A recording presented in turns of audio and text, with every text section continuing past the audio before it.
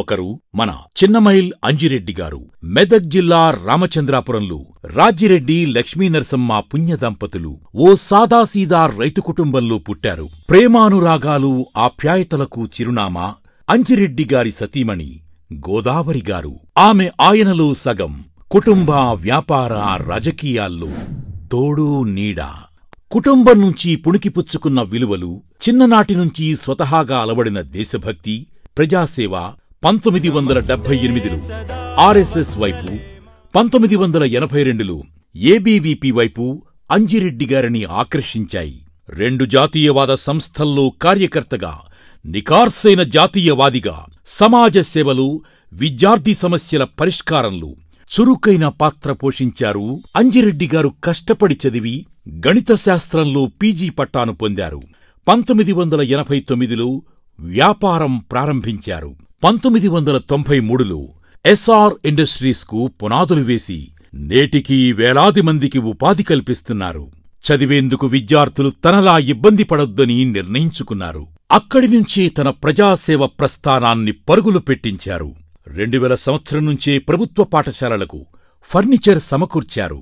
Labs ఏర్పాటుకు 60 లక్షల రూపాయల వరకు వెచ్చించారు.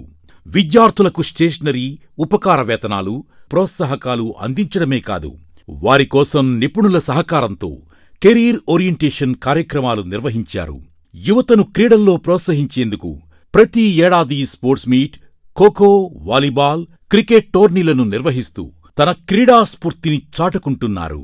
2002లో ఎస్ఆర్ ట్రస్ట్ను ప్రారంభించిన అంజిరెడ్డి గారు ఉచిత త్రాగునీటిని అందించే కార్యక్రమానికి శ్రీకారం చుట్టారు. జిల్లాలోని ప్రభుత్వ విద్యాసంస్థలు, కార్యాలయాల్లో ఆర్ఓ ప్లాంట్లను ఏర్పాటు చేశారు. నీటి కొరత ఉన్న ప్రాంతాల్లో సైతం ఆర్ఓ ప్లాంట్లను ఏర్పాటు చేసి వాటన్నిటినీ నేటికీ నిర్వహిస్తున్న ఘనత అంజిరెడ్డి గారిదే. దేవాలయాలకు విరివిగా విరాళాలు ఇవ్వడమే కాదు, నిరుపేద యువత వివాహానికి పుస్తెలు, మెట్టెలు ఇచ్చి వారి ఇంటి బిడ్డగా సాయం చేస్తున్నారు. యువత, నిరుద్యోగులకు నైపుణ్య శిక్షణ అందించి వారి బ్రతుకు చిత్రాలు మారుస్తున్నారు.